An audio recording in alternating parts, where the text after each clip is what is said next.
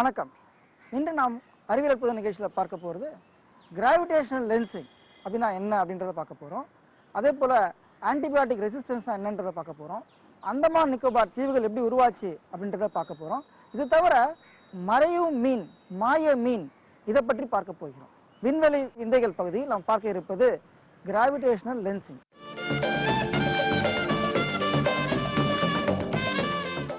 Gravitational லென்சிங்னா என்னது?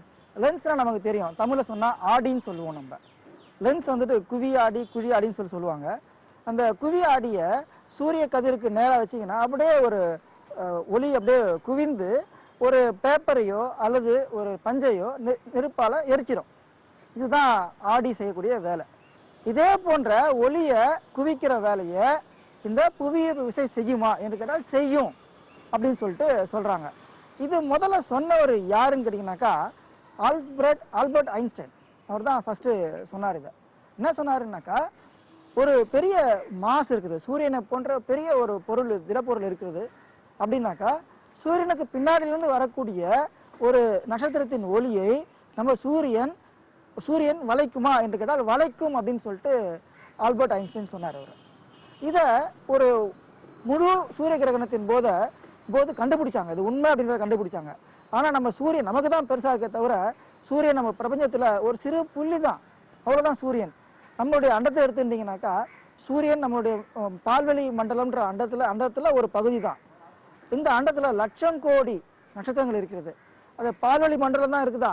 Andromeda Galaxy இருக்குது, சாம்பிரர், கோடிக்கணக்கான அண்டங்கள் இந்த பிரபஞ்சம் முழுக்க இருக்கிறது. அப்படி பார்த்தீங்கன்னாக்கா சூரியன்றது மிக சிறு புள்ளி தான். அப்படி பார்க்கும்போது அந்த சூரியன் அந்த ஒளியை, தூரத்திலேருந்து வரக்கூடிய நட்சத்திரத்தின் ஒளியை மிக சிறிய அளவு தான் அது வளைத்தது. இப்போது இந்த கிராவிடேஷன் லென்சிங்னு பார்த்தீங்கன்னாக்கா இதை ரெண்டு விதமாக பார்க்கலாம். இப்போது தூரக்க ஒரு நட்சத்திரம் இருக்குது. அந்த நட்சத்திரம் நம்ம இங்கேருந்து பார்க்குறோம். அந்த நட்சத்திரம் இங்கே இருக்குது, நாம் இங்கே இருக்கோம், நேராக வந்து பார்க்கலாம். நடுவில் ஒரு பெரிய அண்டம் இருக்குது. அந்த நட்சத்திரத்துக்கும் நமக்கும் நடுவில் பெரிய அண்டம் இருக்குது. ஆனால் நேர்கோட்டில் இல்லை, கொஞ்சம் வளைவில் இருக்குன்னு வச்சுக்கோங்களேன். அப்போ என்ன ஆகும், இந்த நட்சத்திரத்தில் வரக்கூடிய ஒளி ரெண்டு விதமாக நம்மளை வந்து அடையலாம். ஒன்று, நேர்கோட்டில் நம்மளை வந்து அடையலாம். அதே போல் நட்சத்திரத்தின் ஒளி பல திசைகளில் பரவும் இல்லையா? அந்த மாதிரி பரவும் போது அந்த அண்டத்தால் வேறு திசையில் போகிற அந்த இன்னொரு ஒளிக்கதிர் அந்த அண்டத்தால் வளைக்கப்பட்டு அது நம்ம வந்து சேர்ந்து அடையலாம். அப்போது என்ன நடக்கும்னாக்கா, இந்த நட்சத்திரம் நமக்கு இங்கேருந்து பார்க்கும்போது இங்கேருந்து இருக்கா மாதிரியும் தெரியும், வளைஞ்சி வர்றதுனால இங்கே இருக்கா மாதிரியும் தெரியும். ரெண்டு இடத்துல தெரியும். அதாவது ரெண்டு இடம் மட்டும் இல்லை, பல இடத்துல இருந்து அந்த ஒளி வரா மாதிரி நமக்கு தெரியும் போது அந்த நட்சத்திரம், ஒரே நட்சத்திரம் பல இடங்கள் இருக்கிற மாதிரி நமக்கு ஒரு உணர்வு கிடைக்கும். அந்த மாதிரி ஒரு இமேஜ் கிடைக்கும் நமக்கு. இதுதான் நம்ம கிராவிடேஷன் லென்சிங் சொல்கிறோம். நம்ம ஆக்சுவலாக இப்போ பார்க்குறது, நாம் அப்சர்வர் இங்கே இருக்கோம், எதிரில் பார்த்தீங்கன்னாக்கா பெரிய அண்டம் இருக்குது, அதுக்கு நேர் எதிர்ப்புறத்தில் பார்த்தீங்கன்னாக்கா ஒரு சிறு நட்சத்திரம் இருக்குது அப்படின்னு பார்க்கும்போது அந்த நட்சத்திரத்துலேருந்து வரக்கூடிய ஒளி என்ன ஆகும்னாக்கா ஒரு ஆர்க்க, ஒரு ரிங்கு போல் அது தெரியும், ஒரு வளைவாக தெரியும். அது பேர் ஐன்ஸ்டைன்ஸ் ரிங்கு அப்படின்னு சொல்லிட்டு சொல்லுவாங்க. இது பார்த்தீங்கன்னா பிரபஞ்சத்தில் மிக அதிகமாக காணப்படுகிறது. இது விஷுவல் ரேஞ்சில் பார்த்தீங்கன்னா கண்ணுக்கு தெரியக்கூடிய எலக்ட்ரோ மேக்னெட்டிக் ஸ்பெக்ட்ரத்தில் கொஞ்சமாக தான் இருக்குது, கண்ணுக்கு தெரியாத ஸ்பெக்ட்ரத்தில் நிறைய இருக்குது. இதுதான் கிராவிடேஷனல் லென்சிங் அப்படின்னு சொல்கிறோம். இது ஒரு ஐன்ஸ்டைன் கண்டுபிடிச்சது. தியரி ஆஃப் ரிலேட்டிவிட்டியில் அதை ப்ரூவ் பண்ணுறதுக்காக எடுக்கப்பட்ட ஒன் ஆஃப் த எக்ஸ்பெரிமெண்ட்ஸ் தான் இந்த விஷயம். இது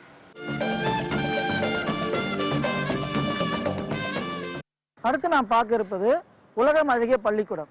இந்த பகுதியில் நாம் பார்க்க போவது இரிடிசன்ஸ். இரிடிசன்ஸ்ன்றது ஒரு ஆங்கில சொல். தமிழில் பார்த்தீங்கன்னாக்கா வானவில் போன்ற வண்ணங்கள் கொண்டதுன்றது அர்த்தம். அதுக்கு இரிடிசன்ஸ் அப்படின்றது பார்த்தீங்கன்னா ரொம்ப அற்புதமான ஒரு விஷயம். இரிடிசன்ஸ்ன்றது நம்ம பார்க்குறோம், இந்த மயில் தோகை இருக்குது பார்த்தீங்களா, அது பல வண்ணங்களில் இருக்குது. அதே போல் ஒரு புறாவுடைய கழுத்து பகுதி பல வண்ணங்கள் மாறி மாறி வருது. அதே போல் பார்த்தீங்கன்னாக்கா சோப் இருக்குது, சோப் பபிள்ஸ் பார்த்தீங்கன்னா அது நிறம் மாறி மாறி வருது. சிடி இருக்குது, ஒரு காம்பேக்ட் டிஸ்க் இருக்குது, அதனுடைய எக்ஸ்போஸ்டு பார்ட், பேர்ன்டு பார்ட்டு அது பார்த்தீங்கன்னா பல நிறங்கள் அதில் வருது. இதெல்லாம் காரணம் இரிடிசன்ஸு. இப்போது ஒரு பொருளை மேலே வெளிச்சம் படுறது சோப் பபிள்ஸ்னு வச்சுக்கோங்களேன். சோப் பபிள்ஸ் மேலே வெளிச்சம் பட்டுட்டு அதோடைய அந்த walls soap bubbles walls thickness மாறிட்டே இருக்கும்போது என்ன ஆகுது, அதோடைய திக்னஸ் மாறும்போது வந்து சேரும்போது ஒரு அலைவரிசை, அதாவது வேவ் லென்த்தில் ஒரு அந்த வெளிச்சம் வருது. அதை அந்த பபிள்ஸ் ரிஃப்ளெக்ட் பண்ணி அனுப்பும்போது வேற ஒரு அலைவரிசையில் அனுப்புது. ஒரு அலைவரிசையை பொறுத்து தான் ஒரு வெளிச்சத்துக்கு ஒளிக்கு நிறமே இருக்குது. ஒரு குறிப்பிட்ட அலைவரிசையில் அந்த வெளிச்சம் வரும்போது அது ப்ளூ கலரில் இருக்கும். அதே அந்த அலைவரிசை பார்த்தீங்கன்னாக்கா அந்த மாறும்போது அதே ஒளிக்கிட்டு தான் அதோட நிறம் வந்துட்டு வேற கலருக்கு, ரெட் கலருக்கோ அல்லது புற ஊதா கதிர்களோ இப்படி ஏதாவது மாறும். இதே போல தான் புறாவுடைய கழுத்து பகுதியில் கூட வந்து படுற ஒரு வெளிச்சம் ஒளி ஒரு குறிப்பிட்ட அலைவரிசையில் இருக்குது. அது இருக்கக்கூடிய செல்லுடைய ஸ்ட்ரக்சர்னால அதோடைய அலைவரிசை மாறி அதனுடைய வேவ்லென்த் மாறி அது வெளில அனுப்பும்போது அதோடைய நிறம் வேற மாதிரி மாறிடுறது. இதே விஷயம்தான் மயில் தொகையில் நடக்குது. இங்கெல்லாம் புறாவுடைய கழுத்து பகுதியிலையோ மயிலோட தொகையிலையோ நிறமிகள்னு எதுவும் கிடையாது. இந்த சூரிய வெளிச்சத்தை அந்த செல் அமைப்பு தான் மாற்றி அனுப்புது. இதுதான் இரிடிசன்ஸ் அப்படின்னு சொல்கிறோம் நம்ம. இந்த இரிடிசன்ஸ் பார்த்தீங்கன்னாக்கா பச்சோந்தி சொல்கிறோம் பார்த்தீங்களா, பச்சோந்தியில் இரிடிசன்ஸும் காரணம், அதனுடைய நிறம் மாறுறதுக்கு இரிடிசன்ஸும் காரணம். பச்சோந்தியில் பச்சை நிறமே கிடையாது, அதுக்கு மேலே ஒரு நிறமி இருக்குது, ப்ளூ கலரில் நிறமி இருக்குது. அந்த நிறமிக்கு கீழே பார்த்தீங்கன்னா நிறைய நானோ பார்ட்டிகல்ஸ், ரொம்ப சிறு நானோ பார்ட்டிகல்ஸ் இருக்குது. அந்த நானோ பார்ட்டிகல்ஸ் அந்த பச்சோந்தி ஒரு சாதாரண நிலைமையில் இருக்கும்போது அது நானோ பார்ட்டிகல்ஸ் அருகருகில் இருக்கும். அப்போ அது மேலே படுற வெளிச்சம், சூரிய வெளிச்சம் ஆகுது, அது எல்லோ கலரில் ரிஃப்ளெக்ட் ஆகும், வேற ஒரு கலரில் ரிஃப்ளெக்ட் ஆகும். அது பார்த்தீங்கன்னா எல்லோவும் ப்ளூவும் கலந்த அது மேலே இருக்கக்கூடிய நிறமி ப்ளூ கலரில் இருக்கும், வந்து ரிஃப்ளெக்ட் ஆகக்கூடிய கலர் வந்துட்டு எல்லோ கலரில் இருக்கும். ரெண்டும் சேர்ந்து அப்படியே பச்சை நிறமாக நமக்கு தெரியுது. நமக்கு ஆக்சுவலாக இந்த மாதிரி தான் அதோடைய பச்சோந்தியோட நிறம் மாறுது. இப்போ அதே பச்சோந்திக்கு ஒரு ஆபத்து சூழலை வந்து வச்சுக்கிங்களேன், அப்போ என்ன ஆகும், அந்த பின்னாடி இருக்கக்கூடிய நானோ பார்ட்டிகல்ஸ், அந்த நானோ பார்ட்டிகல்ஸ் அப்படியே விலகும், அதுக்குள்ளே இருக்கிற டிஸ்டன்ஸ் ஜாஸ்தி ஆகும்போது பல்வேறு வகையான நிறம் அதுலேருந்து வரும் நமக்கு. அதனால தான் பச்சோந்தி வந்து நிறம் மாறுது. அந்த அதனுடைய த்ரெட் பர்செப்ஷனை பொறுத்து தான் அது நிறம் மாறுது, சூழ்நிலைக்கு தகுந்த மாதிரி நிறம் மாறலை. சரி, இது இரிடிசன்ஸ்னு சொல்கிறோம் நம்ம. இரிடிசன்ஸில் இன்னொரு வகை ஒன்று இருக்குது, ரொம்ப அற்புதமான விஷயம்.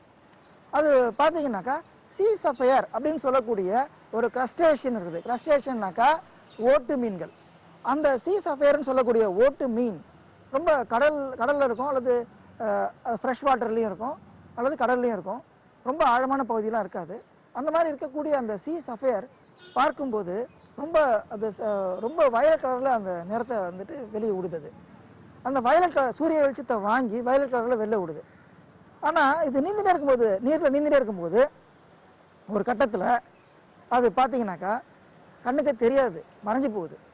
என்ன காரணம் அப்படின்னு பார்க்கும்போது அது உள்ளே வாங்குகிற ஒளி இது ப்ளூ கலரில் வாங்கிட்டு வயலட் கலரில் உள்ளே வாங்குகிற ஒளியை வாங்கிட்டு அது வயலட் கலரில் வெளில விட்டுட்டு இருக்குது. ஒரு குறிப்பிட்ட ஆங்கிளில் அது மேலே படக்கூடிய ஒளி ஆகப்பட்டது புற ஊதா கதிர்களாக வெளில வருது. நமக்கு எலக்ட்ரோமேக்னெட்டிக் ரேடியேஷனில் ஒரு குறிப்பிட்ட அளவு தான் கண்ணுக்கு தெரியும், மீதியெல்லாம் கண்ணுக்கு தெரியாது. லைக் புற ஊதா கதிர்களோ அகச்சிவப்பு கதிர்களோ காமா ரேஸோ ரேடியோ வேவ்ஸோ எக்ஸ்ரேஸோ எதுவுமே நம்ம கண்ணுக்கு தெரியாது.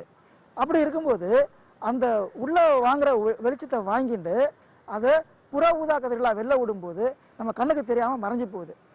இதே போல் ஒரு வகையான பட்டர்ஃப்ளை இருக்குது, மார்ஃபோ பட்டர்ஃப்ளை அப்படின்னு சொல்லுவாங்க.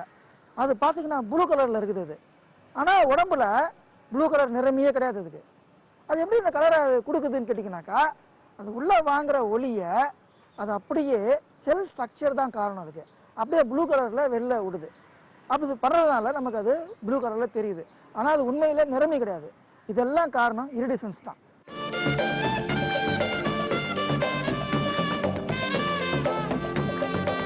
நாம் இப்போது அடுத்து பார்க்க இருப்பது ஏன் இதற்கு எப்படி.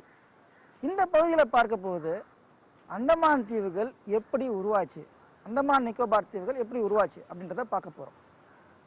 இப்போது அந்தமான் தீவுகள் உருவாகிறது பார்த்தீங்கன்னாக்கா, அது இப்போ சில மில்லியன் ஆண்டுகளுக்கு முன்னால் தான் அந்த தீவுகள் உருவாச்சு. இதுக்கு காரணம் என்னன்னு கேட்டிங்கனாக்கா, பூமியில் இருக்கக்கூடிய டெக்டானிக் பிளேட்ஸ் அப்படின்வாங்க. டெக்டானிக் பிளேட்ஸ் அப்படின்னா என்னதுன்னு கேட்டிங்கனாக்கா, பூமியில் பல கண்டங்கள் இருக்குது, 7 கண்டம் இருக்குதுன்றாங்க இல்லையா. வட அமெரிக்கா கண்டம், தென் அமெரிக்கா கண்டம், ஆப்பிரிக்கா, ஐரோப்பா, ஆசியா, ஆஸ்திரேலியா, இந்த மாதிரி 7 கிரகங்கள் இருக்குது, 6 கிரகங்கள் இருக்குது. இந்திய துணை கண்டமும் ஒரு தனி கண்டம் மாதிரி தான் இது ஆக்சுவலாக. இப்போ அது பார்த்தீங்கன்னாக்கா, வட அமெரிக்கா கண்டம் எடுத்தீங்கன்னாக்கா அதுக்கு நிலப்பகுதின்னு ஒன்று இருக்குது, கடலுக்கு அடியில் அதோட பகுதி பெருசாக இருக்குது. தென் அமெரிக்கான்னு எடுத்துட்டிங்கன்னா அதே போல் நிலப்பகுதின்னு ஒரு பகுதி இருக்குது, கடலுக்கு அடியில் அந்த கண்டத்தோட பகுதி பெருசாக இருக்குது. இதே போல் தான் ஒவ்வொரு கண்டத்துக்கும் நிலப்பகுதி கொஞ்சமாகவும் கடல் பகுதி அதிகமாகவும் இருக்குது. அதே போல் இந்திய துணை கண்டத்துக்கும் நிலப்பகுதி நம்ம பார்க்குற இந்திய வரைபடம் அளவுக்கு இருக்குது, கடல் பகுதி அதிகமான அளவுக்கு இருக்குது. இப்போது பல மில்லியன் ஆண்டுகளுக்கு முன்னால், கோடிக்கணக்கான வருடங்களுக்கு முன்னால் உலகம் இப்போ இருந்த மாதிரி இல்லை, எல்லா கண்டங்களும் ஒன்றா சேர்ந்து இருந்துச்சு. அப்படி பார்க்கும்போது இந்திய துணை கண்டம் ஆப்பிரிக்கா துணை கண்டத்துக்கு கீழே இருந்தது, அது கிட்டக்க இருந்தது. அப்போ எல்லா கண்டங்களும் ஒன்றை விட்டு ஒன்று விலகி சேர்ந்து இப்படி தான் பல முறை நடந்துட்டு இருக்குது உலகத்தில். இதுக்கு பேர் தான் பிளேட் டெக்டானிக்ஸ் அப்படின்னு சொல்லிட்டு சொல்கிறோம் நம்ம. அந்த மாதிரி பல கோடி ஆண்டுகளுக்கு முன்னால் இந்திய துணை கண்டம் ஆப்பிரிக்கா கண்டத்து கூட இருந்தது, அப்புறம் கொஞ்சம் கொஞ்சமாக விலக ஆரம்பிச்சிது. ஏன் இந்த மாதிரி இருக்குது அப்படின்னு கேட்டிங்கனாக்கா, ஒவ்வொரு கண்டத்திட்டுமே அது கீழே பூமிக்கு கீழே மேக்மா குழம்புக்கு மேலே, அதாவது பாறை குழம்புக்கு மேலே மிதந்துண்டா மாதிரி தான் இருக்குதுன்னு சொல்லிட்டு விஞ்ஞானிங்க சொல்கிறாங்க.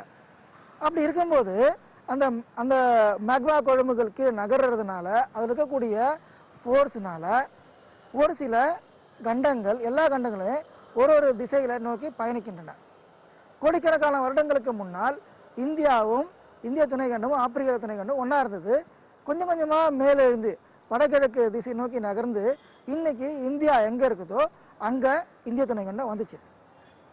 வரும்போது ஆசிய துணை கண்டத்தின் கீழே அது மோதும் போது அந்த இடத்துல இமயமலை உருவாச்சு. அப்படி தான் இந்த இமயமலை உருவாச்சு. இப்போது பெரிய கண்டத்திட்டுகளை பார்த்தோம், லைக் இந்திய கண்டத்திட்டு, ஆஸ்திரேலிய கண்டத்திட்டு, ஆப்பிரிக்க கண்டத்திட்டு மாதிரி பெரிய கண்டத்திட்டுகளை பார்த்தோம். சிறிய கண்டத்திட்டுகளும் இருக்குது. பார்த்தீங்கன்னாக்கா பர்மா கண்டத்திட்டு, அது ஆசிய துணை கண்டத்தின் ஒரு ஆசிய கண்டத்தின் ஒரு துணை திட்டு தான். பிலிப்பைன்ஸ் திட்டு, அதுவும் ஆசிய கண்டத்தில் ஒரு துணை திட்டு தான். இந்த மாதிரி இருக்குது. இப்போது இந்திய துணை கண்டத்திட்டு இந்திய கண்டத்திட்டு அப்படியே நகர்ந்து கொண்டு வரும்போது ஆசிய கண்டத்திட்டு மேல் பட்டு அது இமயமலை உருவாச்சு. அதே போல இந்திய கண்டத்தின் ஒரு பகுதி பர்மா கண்டத்தின் மேலே பட்டு அந்த இடத்துல நிலமாகப்பட்டது, கடலுக்கடியிலிருந்து மேலே வந்துச்சு. அந்த பகுதி தான் அந்தமான் நிக்கோபார் தீவுகள். இந்த அந்தமான் நிக்கோபார் தீவுகளை பார்த்தீங்கன்னாக்கா ஒரு நேர்கோட்டில் இருக்கிற மாதிரி இருக்கும். அது காரணம் இதுதான், 2 கண்டத்திட்டு மோதிர இடத்துல இருந்து உருவானதுனால அது நேர்கோட்டில் இருக்கிற மாதிரி தெரியுது நமக்கு. இப்படிதான் அந்தமான் நிக்கோபார் திட்டுகள் உண்டாச்சு. இப்போ சனி கிரகம் இருக்குது, சனி கிரகத்துக்கு நிறைய ரிங்ஸ் இருக்குது, வளைவுகள் இருக்குது, சனி கிரகத்தை சுற்றி வளைவுகள் இருக்குது. அந்த வளைவுகள் எதால் ஆக்கப்பட்டது? அந்த வளைவுகளை பார்த்தீங்கன்னாக்கா ஒரே பலன்னு வெண்மையாக ரொம்ப மினுமினுக்குது. அதெல்லாம் என்ன காரணம் அப்படின்னு கேட்டிங்கனாக்கா, அந்த சனி கிரகம் தோன்றும் போதே ஏறக்குறைய அந்த வளைவுகளும் தோன்றிவிட்டது, அல்லது கொஞ்சம் நாள் கழிச்சு தோன்றிருக்கலாம். பட் ஆனால் ஒன்று அந்த வளைவுகள்லாம் பார்த்தீங்கன்னாக்கா ஐஸ் கட்டியால் செய்யப்பட்டது. பல கோடிக்கணக்கான ஐஸ் கட்டி இருக்குது. அது வளைவு அப்படியே ஒரே வளைவு கிடையாது. அந்த வளைவு ஒவ்வொன்றும் பார்த்தீங்கன்னா ஒரு கோடிக்கணக்கான ஐஸ் கட்டிகளால் செய்யப்பட்டது. ஒரு சிறு மைக்ரான் அளவிலிருந்து, மில்லிமீட்டர் அளவிலிருந்து, சென்டிமீட்டர் அளவிலிருந்து, ஒரு மீட்டர் ஒரு அளவுலேருந்து, ஒரு கார் அளவுக்கு, வீடு அளவுக்கு, அந்த மாதிரிலாம் அங்கே ஐஸ் கட்டி இருக்குது. அந்த ஐஸ் கட்டி அப்படியே அந்த சனி கிரகத்தை சுற்றி வந்து கொண்டே இருக்குது. அப்படி சுற்றி வரும்போது இந்த ஐஸ் கட்டிக ஒன்று மோதிக்குது. மோதிட்டு ஒரு பெரிய கட்டியாக மாறுது. மறுபடியும் அந்த பெரிய கட்டிக மோதி உடஞ்சி போகுது. இப்போ நம்ம ஏன் இதை சொல்கிறோம்னாக்கா, இந்த பனி பலன்னு இருக்குது, இவ்வளோ கோடிக்கணக்கான ஆண்டுகள் பழமையான ஒரு வளைவுகள் எப்படி இவ்வளோ பளபளன்னு இருக்குது அப்படின்னு யோசிக்கும் போது அப்போ தான் விஞ்ஞானிகள் கண்டுபிடிச்சாங்க, இந்த பனிக்கட்டிகள் ஒன்றாக சேர்ந்து பெரிய பனிக்கட்டியாக உருவாகுது. அந்த ஒன்றா சேர்ந்த பெரிய பனிக்கட்டிகள் அப்புறம் உடஞ்சி வேறு பனிக்கட்டி மேலே உடஞ்சி சிதறி போகுது. அப்போ என்ன ஆகுது, உள்ளே இருக்கக்கூடிய பளபள என்ற அந்த பனிக்கட்டி மேலே தெரியுது. சூரிய வெளிச்சம் பட்டு அதனால் நமக்கு அது வெண்மையாக தெரியுது. இதுதான் காரணம், சனி கிரகத்தின் வளைவுகள் பளபளவென்று இருப்பதற்கு இதுதான் காரணம். இந்த சனி கிரகத்தின் வளைவுகள் பளபளன்னு இருக்கும்போது அதில் சில பனிக்கட்டி, அதுலேயே வந்து சில துணைக்கோள்களும் சனி கிரகத்தோட துணைக்கோள்களும் சுற்றி வருது. இன்ஃபேக்ட் என்சிலாடஸ் அப்படின்றத ஒரு துணைக்கோள் இருக்குது சனி கிரகத்துக்கு. அந்த என்சிலாடஸ் ஒரு குறிப்பிட்ட காலத்துக்கு ஒரு முறை ஒரு ஐஸ் கட்டியும் நீரையும் பீச்சடிக்குது. அந்த பகுதி கூட அந்த வளைவுகளை ஒரு பகுதியாக இருக்குது. ஈ ரிங்ஸ் அப்படின்னு சொல்லிட்டு சொல்கிறாங்க. இந்த சனி கிரகம் பார்த்தீங்கன்னாக்கா ஒரு கேஸ் ஜெயிண்ட்டுவாங்க. அதோட அடர்த்தி நீங்கள் சொன்ன நம்ப மாட்டீங்க. அப்படியே கொண்டு வந்து நம்ம கடலில் வச்சிங்கனாக்கா, நீரில் போட்டிங்கனாக்கா நீரில் முழுகாது, மிதக்கும். ஏன்னா அது அடர்த்தி ரொம்ப கம்மியானது. இந்த மாதிரி பல விஷயங்கள், வினோதங்கள் இருக்கின்றன. நமது பொதிகையில் எம்ஜிஆர் நூற்றாண்டு விழா சிறப்பு பாட்டு மன்றம். தலைப்பு: எம்ஜிஆர் பாடல்கள் இன்புற்று மகிழவா, பின்பற்றி வாழவா. பாவம் என்னும் கல்லறைக்கு பல வழி, என்றும் தர்மதேவன் கோயிலுக்கு ஒரு வழி. பாவம் என்னும் கல்லறைக்கு பல வழி, என்றும் தர்மதேவன் கோயிலுக்கு ஒரு வழி. அந்த வழியொன்றில்தான் இந்த வழி காணலாம். நாளை வரலாறு நமக்காக உருவாகலாம். ஒன்றே குலம் என்று பாடுவோம், ஒருவனே தேவன் என்று போற்றுவோம். அன்பு வடிவமாக அன்னை இதயமாக வந்து வழிகாட்ட வேணும் என்று வணங்குவோம். நடுவர் கவிஞர் வெள்ளைச்சாமி.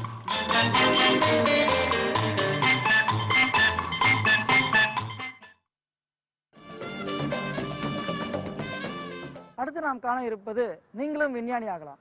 இந்த பகுதியில் நாம் பார்க்க போகிறது மேட்டர், ஆன்டி மேட்டர். மேட்டர்னா என்னது, ஆன்டி மேட்டர்னா என்னது அப்படின்றத பார்க்க போகிறோம். ஃபஸ்ட்டு மேட்டர்னா என்னது, ஆன்டி மேட்டரை பற்றி நீங்கள் புரிஞ்சுக்கிறதுக்கு முன்னாடி ஃபஸ்ட்டு புரிஞ்சிக்க வேண்டியது மேட்டர். இப்போது நம்ம இந்த உலகத்தில் பார்க்குறோம், மரம், செடி, கொடி, நாய், பூனை, நீங்கள், நான் எல்லோரும் இருக்கோம். எல்லோரும் எதால் ஆக்கப்பட்டிருக்கிறோம், அணுக்களால் ஆக்கப்பட்டிருக்கிறோம். அந்த அணுக்கள் எப்படி இருக்குது, அணுக்களோட ஸ்ட்ரக்சரை பார்த்தீங்கன்னாக்கா, அணுக்கரு ஒன்று இருக்குது. அந்த அணுக்கருக்குள்ளே புரோட்டான்ஸ் அண்ட் நியூட்ரான்ஸ் இருக்குது. சரிங்களா? இப்போது அந்த புரோட்டான்ஸ்றது பாசிட்டிவ்லி சார்ஜ், அதுக்கு இருக்கக்கூடிய சார்ஜ் ப்ளஸ் சார்ஜ். நியூட்ரானுக்கு சார்ஜ் இல்லை. இந்த ரெண்டும் சேர்ந்து தான் அந்த அணுக்கருக்குள்ளே இருக்குது. இந்த அணுக்கருவை சுற்றிட்டு எலக்ட்ரான் சுற்றி வருது. எலக்ட்ரானுக்கு negative charge. So positively charge proton and negatively charge electron சுற்றிட்டு வருது. இதுதான் மேட்டர். ஒரு ஹைட்ரஜன் ஆட்டம் எடுத்துட்டிங்கனாக்கா அதில் அணுக்கருவில் ஒரு புரோட்டான் ஒரு நியூட்ரான் இருக்கும், அல்லது நியூட்ரான் இல்லாமல் கூட ஒரு புரோட்டான் இருக்கும். அது பாசிட்டிவ் சார்ஜ் இருக்கும். அதுக்கு அதை சுற்றி கொண்டு வரக்கூடிய எலக்ட்ரான் நெகட்டிவ்லி சார்ஜ் எலக்ட்ரான். இதுதான் மேட்டர் அப்படின்றதுக்கு இலக்கணம். சரி, இந்த மேட்டர் தான் இப்போ பார்த்தீங்கன்னாக்கா, அதே போல் ஆக்சிஜன் எடுத்துட்டிங்கனாக்கா, ஆக்சிஜன், கார்பன், நைட்ரஜன் எடுத்துட்டிங்கனாக்கா அதில் இருக்கக்கூடிய புரோட்டான்களின் எண்ணிக்கை வேறுபடும். அதுக்கு தகுந்த மாதிரி எலக்ட்ரான்களின் எண்ணிக்கையும் வேறுபடும்.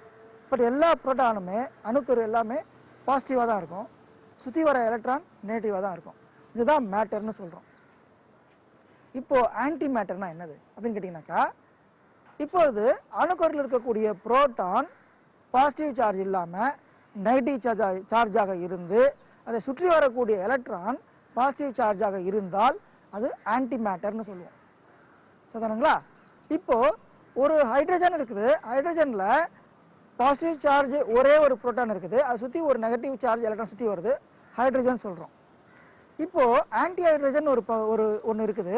அதை பார்த்தீங்கன்னாக்கா அதில் அணுக்கருவில் பார்த்தீங்கன்னாக்கா நெகட்டிவ் சார்ஜ் புரோட்டான் இருக்குது. அதை சுற்றி வர்றது பாசிட்டிவ்லி சார்ஜ் எலக்ட்ரான் சுற்றி வருது. இதை வந்துட்டு நம்ம ஆன்டி ஹைட்ரஜன் சொல்கிறோம். இப்போது ஹைட்ரஜனும் ஆன்டி ஹைட்ரஜனும் ஒன்றா சேர்ந்தா என்ன ஆகும்? ஒன்றா சேர்ந்தா ஒன்று நிர்மூலமாக்கிறோம். அப்படி பார்த்தீங்கன்னாக்கா ஐன்ஸ்டைன் கண்டுபிடிச்ச ஃபார்முலா E = mc². ஈங்கிறது எனர்ஜி, எம்ன்றது மாஸ், சிங்கிறது ஒளியுடைய வேகம், ஒரு நொடிக்கு அதனுடைய வேகம். இப்போ matter and antimatter, hydrogen antihydrogen ஒன்றா சேர்ந்துச்சுனாக்கா ஒன்று நிர்மூலமாக்கி மிக அதிகமான அளவுக்கு உங்களுக்கு எனர்ஜி கொடுக்கும். எனர்ஜி ஒளியாகவும் இருக்கும், லைட்டாகவும் இருக்கும், ஹீட்டாகவும் இருக்கும். இதுதான் இந்த மேட்டர் ஆன்டி மேட்டர். இந்த மாதிரி ஒரு ஆன்டி பார்ட்டிக்கிள், புரோட்டானுக்கு ஆன்டி புரோட்டான் இருக்கணும் அப்படின்றதெல்லாம் கண்டுபிடிச்சவர், ஒரு மேட்டருக்கு ஒரு பார்ட்டிக்கிள் ஆன்டி பார்ட்டிக்கிள் இருக்கணும்னு கண்டுபிடிச்சவர் பால் டைராக் அப்படின்ற ஒரு விஞ்ஞானி தான் ஃபஸ்ட்டு கண்டுபிடிச்சார். சமன்பாடுகள் மூலமாக அதை ப்ரெடிக்ட் பண்ணார். அதுக்கப்புறம் அது உண்மைன்னு நிரூபிக்கப்பட்டது. அதுக்கப்புறம் தான் இந்த ஆராய்ச்சியில் கண்டுபிடிச்சாங்க இதை. இப்போது ஆன்டி மேட்டர் எங்கே இருக்குது அப்படின்னு பார்த்தீங்கன்னாக்கா பூமியில் எங்கேயும் கிடையாது. நம்ம பார்க்குற பிரபஞ்சம் பார்த்தீங்கன்னாக்கா ஃபுல்லாக மேட்டரால் செய்யப்பட்டது தான் அந்த பிரபஞ்சம். நம்ம சூரியன் ஆகட்டும், சந்திரன் ஆகட்டும், இல்லை பக்கத்தில் இருக்கக்கூடிய வேறு நட்சத்திரங்களாக இருக்கட்டும், வேறு அண்டங்களாக இருக்கட்டும், எல்லாம் மேட்டர், அதாவது பாசிட்டிவ்லி சார்ஜ் புரோட்டானை நெகட்டிவ்லி சார்ஜ் எலக்ட்ரான் சுற்றுறா மாதிரி தான் எல்லாம் நம்மளோட பார்க்கக்கூடிய அனைத்து இதுவும் இருக்குது. இப்போது இந்த ஆன்டி மேட்டர்ன்றது உண்மையில இருக்குதா அப்படின்னு பார்க்கும்போது அது இருக்குதுன்றத பின்னாடி விஞ்ஞானிகள் கண்டுபிடிச்சாங்க. அது பூமியில் எங்கேயாவது உருவாகுதா அப்படின்னு கேட்டாக்கா, எங்கேயாவது இந்த ரேடியாக்டிவ் டீகே இருக்குது இல்லைங்களா, யுரேனியம், அது பீட்டா ரேஸ் எமிட் பண்ணும்போது கொஞ்சம் பாசிட்ரான கொஞ்சம் கொடுக்குது. பாசிட்டிவ்லி சார்ஜ் எலக்ட்ரானு பேர், பாசிட்ரான்னு பேர், அது மாதிரி கொடுக்குது. லைக் காஸ்மிக் ரேஸ் வருது பார்த்தீங்களா, அந்த காஸ்மிக் விண்வெளியிலிருந்து வரக்கூடிய ஒரு சில கதிர்வீச்சு இருக்குது. அதில் வந்துட்டு இந்த ஆன்டி மேட்டர் இருக்குது. அதே போல் பூமியை சுற்றி ஒரு வேன் ஆலன் பெல்ட்னு ஒன்று இருக்குது, ரேடியேஷன் பெல்ட் இருக்குது, அங்கே ஆன்டி மேட்டர் இருக்குது. இந்த மாதிரி ஆனால் எங்கேயாவது ரேராக தான் இருக்குது, பெரிய அளவுகளில் இல்லை. இப்போது இந்த மேட்டர் ஆன்டி மேட்டருக்கு கெமிக்கல் ப்ராப்பர்ட்டி எப்படி இருக்கும்? ஒரு ஹைட்ரஜன் எடுத்துட்டிங்கனாக்கா அது 2 ஆக்சிஜன் கூட சேர்ந்து அது தண்ணீரை உருவாக்குது. அதே போல் ஆன்டி ஹைட்ரஜன் எடுத்துட்டிங்கனாக்கா அது 2 ஆன்டி ஆக்சிஜன் கூட சேர்ந்துட்டு ஆன்டி வாட்டரை உருவாக்கும். அதுக்கு மீதி எல்லாம் சேமாக தான் இருக்கும், மீதி எல்லா கெமிக்கல் ப்ராப்பர்ட்டிலாம் சேமாக தான் இருக்கும். ஆனால் ஒன்று சேர்ந்துச்சுனாக்கா அது ஒன்று நிர்மூலமாக்கிடும். இப்போது இந்த மேட்டர் யூனிவர்ஸ், இந்த பிரபஞ்சம் தோன்றும் போது அப்போது இந்த மேட்டரும் ஆன்டி மேட்டரும் ஒன்றா தான் இருந்துச்சு, ஒரே ஈக்குவல் அமௌண்ட் தான் இருந்தது. பிக் பேங் அப்படின்னு சொல்கிற நிகழ்வின் மூலமாக தான் இந்த பிரபஞ்சமே தோன்றிச்சு.